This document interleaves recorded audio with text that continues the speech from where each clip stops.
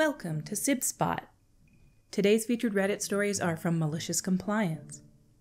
Story 1 is by YTYS45. Suspended for being a minute late. Fine. Enjoy handling the biggest project without me. Hey there, Reddit.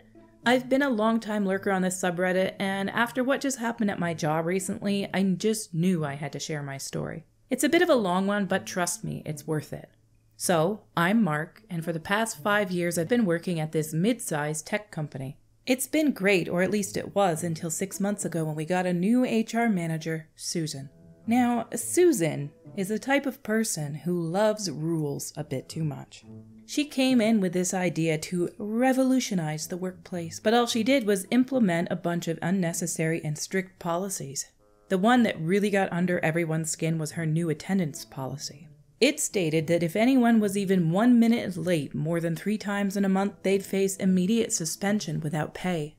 No excuses, no exceptions. This was crazy considering we're all seasoned professionals, not school kids. But Susan was adamant, and the policy was enforced to the letter. Now, I'm usually very punctual, but life happens, right? Just my luck, I ended up being late 3 times in 1 month. The first was because of a massive traffic jam, the second was due to a power outage that killed my alarm, and the third, well, I overslept. Each time, I was barely 5 minutes late, but Susan didn't care. She slapped me with a suspension notice. I was fuming, but then I remembered something important, our employee handbook. I'd read that thing cover to cover when I first started, and something about the suspension policy stood out to me. I dug up my copy and found the section I was looking for. The policy stated that suspended employees must leave the company premises immediately and are not allowed to engage in any work-related activities during their suspension. A plan started to form in my head. You see, at this time, I was in the middle of a critical project for a major client. It was a huge deal for the company, and I was the lead developer.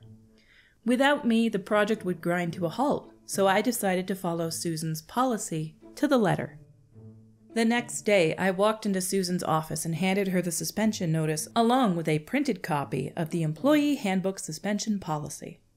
I told her, as per the company policy, I will be leaving the premises immediately and will not partake in any work-related activities during my suspension, including the Johnson project. The color drained from her face. "You can't just leave the Johnson project," she exclaimed. But I just shrugged and said, "Company policy, Susan. I'm sure you wouldn't want me to break the rules." I gathered my things and left the office. The fallout was immediate. The project team was in disarray without me, and the client was getting antsy about the missed deadlines. The CEO himself called 2 days into my suspension, begging me to come back. I explained that I was merely following company policy as enforced by Susan. Long story short, the CEO had to intervene. My suspension was lifted, and I was back at work the next day. The best part? Susan's ridiculous policies were all reviewed and mostly scrapped. She's still with the company, but let's just say her enthusiasm for rulemaking has significantly diminished. So there you have it, folks. Sometimes following the rules a little too closely can be the best form of rebellion. And always, always know your employee handbook. Always know your employee handbook. Always know your standard operating procedures. These are both really good pieces of advice I've learned from stories over time. What can I really say to this? OP, I'm gonna point out something that's probably obvious to a few people, but your title and your actual time that you missed are misleading. You said you were a minute late 3 times in the month. Then later on you said you were less than 5 minutes late each time. I can understand somebody being just less than 5 minutes late 3 times a month, getting in some sort of trouble for that.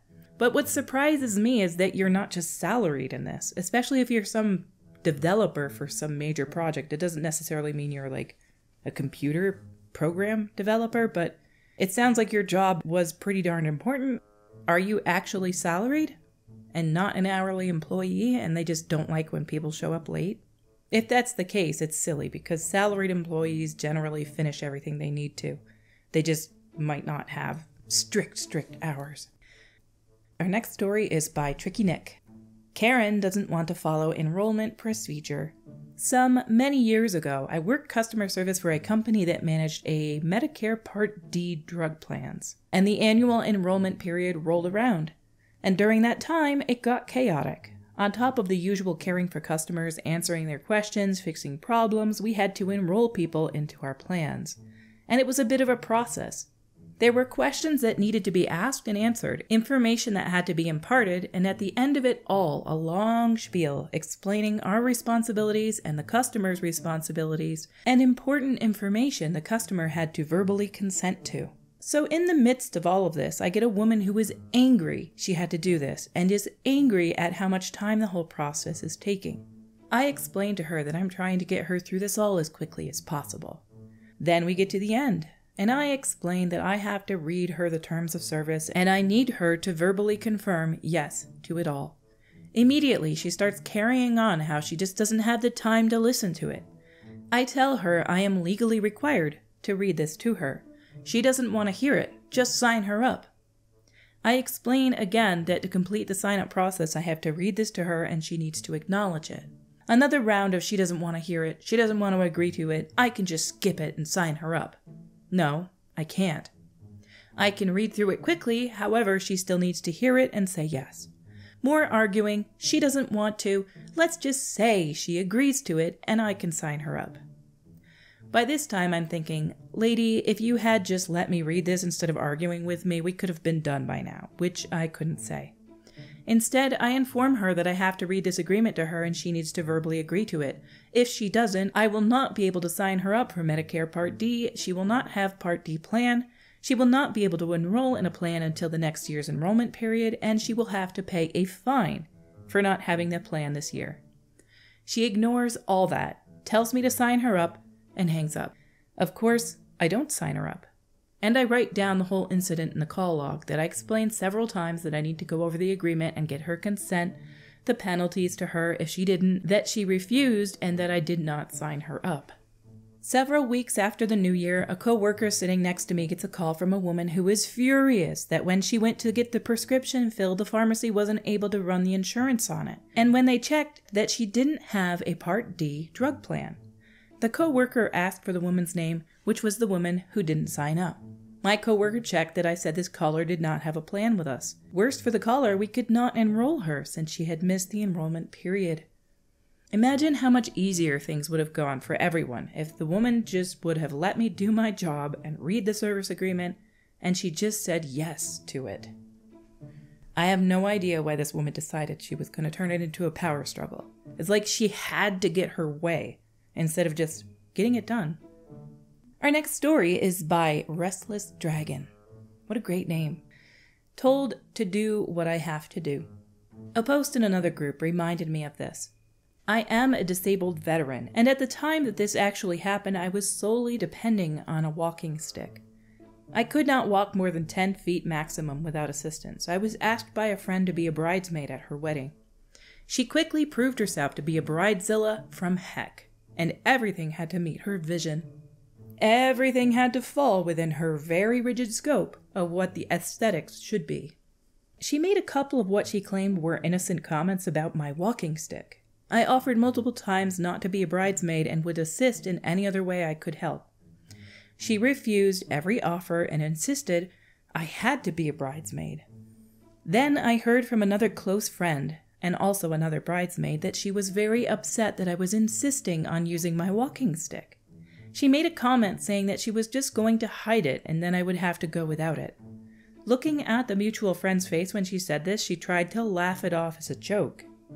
Well, there was no doubt in my mind that she was going to try to have my walking stick go missing, so I made arrangements. Sure enough, the wedding rolls around. While getting hair and makeup, my walking stick disappears. I was not happy, and I told everyone I have to have it back. I cannot walk down the aisle without it. The bride insisted that they didn't know where it was and they looked everywhere and I was just going to have to make do. I said, so after you joked about taking my walking stick, it goes missing, and you want me to make do.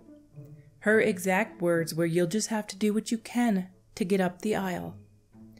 Cue malicious Compliance. I texted my boyfriend. He went out to the car and brought in a mobility scooter that I had rented just in case I needed it. I had him put it out of sight, but where we could get to it easily, and then he or the other bridesmaid physically supported me. We made our way to the back of the hall for the start of the ceremony.